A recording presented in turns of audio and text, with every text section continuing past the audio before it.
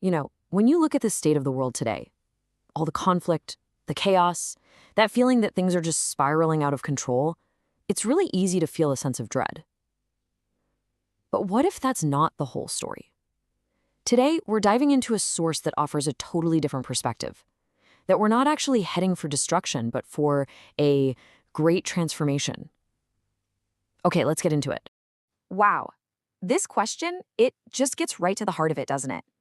It captures that feeling of sorrow that so many of us share. That sense that we're watching the world unravel.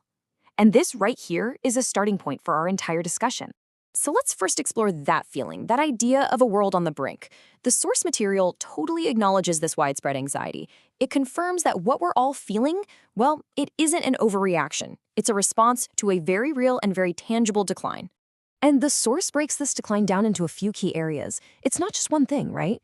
It's the constant backdrop of sorrow and violence. It's the friction between different groups.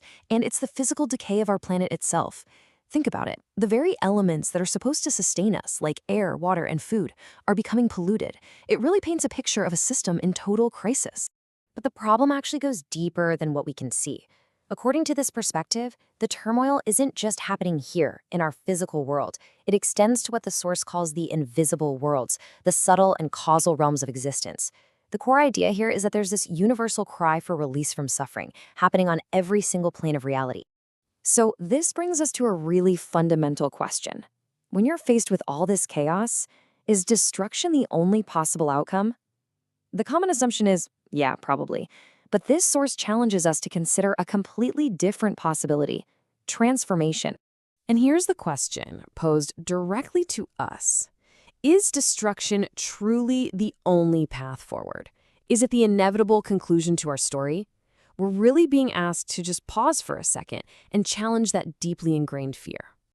This slide really lays out the two competing narratives. On one side, you've got destruction, an end that's born from fear and hopelessness. But on the other side, the source presents this great transformation, a new beginning, framed not as a catastrophe, but as part of a divine plan for total renewal. The core logic behind this idea of transformation is actually simple, but pretty profound.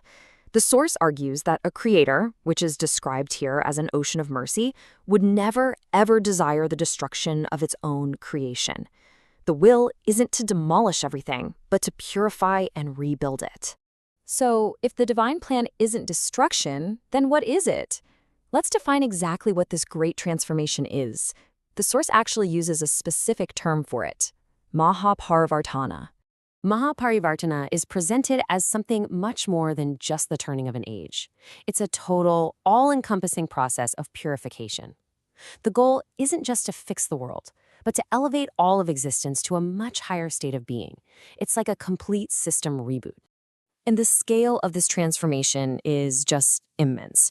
We're not just talking about Earth. The source claims this renewal is going to ripple through every single level of reality, from our physical world, through the subtle planes, all the way out to the galaxies, the universe, and, yep, the entire multiverse. Okay, that all sounds incredibly grand, but how? How is it supposed to actually happen? Let's explore the mechanics of this spiritual renewal as the text lays it out. Now, this is where the source makes a really bold claim. It says that the old spiritual practices, like chanting or praying to deities, are no longer effective. Why? Because the deities themselves have lost their power. Instead, a new direct method is proposed, connecting with a single almighty authority through meditation to channel these purifying energies, which are called supreme light and supreme elements. So this massive cosmic shift is said to begin inside the individual through a 5-step personal transformation. It all starts with a direct connection, which then purifies your past actions, or your karma. This allows your soul to fill up with divine energy and channel those higher elements. And the result? Your own purified energy, your aura, starts to positively transform your immediate environment. And get this is fascinating. The source gives a specific number required to reach a critical mass. It claims that when just 900,000 souls achieve a state of pure, thought-free meditation, they will become the catalysts, the ones who trigger the transformation for the entire universe. It's like a collective tipping point. And this brings us to the final piece of the puzzle. How this deeply personal journey scales up from just one individual to renewing the entire cosmos.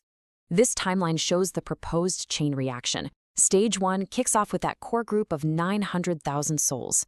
Their collective energy in Stage 2 allows millions of deities to reach a higher state. Then in Stage 3, this triggers the descent of supreme light, which purifies Earth. And from there, the purification spreads outward like a wave to the galaxy, the universe, and finally, the entire multiverse. It's a cosmic domino effect that all starts with individual human consciousness. So if the solution starts with the soul, it's because the problem started there too. The source says the root cause of all the world's problems is twofold. The individual soul has lost its own power, and the negative thinking that resulted from that has collectively polluted the entire spiritual atmosphere. And that leads us to the ultimate takeaway. This one sentence contains the entire philosophy of the source material. It's so emphatic. You cannot change the world from the outside in. World transformation happens only through self-transformation. The macro is just a reflection of the micro. So we end with this. If the chaos we see isn't an ending, but a metamorphosis, and if that change begins within each individual, then the source leaves us with one final powerful question to reflect on. What is your role in this great transformation?